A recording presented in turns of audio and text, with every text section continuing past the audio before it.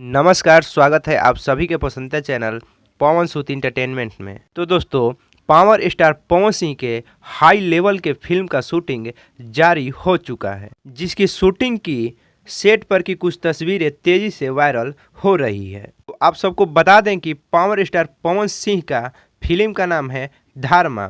इस फिल्म का आज से कुछ दिन पहले ही मुहूर्त हुआ था और इस फिल्म का शूटिंग भी स्टार्ट हो चुका है। इस फिल्म में पावर स्टार पवन सिंह के साथ काजल राघवानी है और साउथ के मशहूर विलन सायाजी शिंदे हैं। जैसा कि आप सभी ये फोटो देख रहे हैं, ये फोटो शूट पर का है और काफ़ी तेज़ी से ये फोटो वायरल हो रहा है। और इस फिल्म का कहानी और गाने दोनों ही काफ़ी ज़्यादा ज़बरदस्त है। ये फिल्म एक्शन और रोमांस से काफ़ी भरपूर है और इस फिल्म में साउथ के सबसे बड़े मशहूर विलन सायाजी शिंदे इसमें विलन का रोल कर रहे हैं। तो दोस्तों, आप सभी को बताते चले कि इस फिल्म का शूटिंग स्टार्ट हो गया है और बहुत जल्द ये फिल्म आप सभी को सिनेमा घरों में देखने को मिलेगा।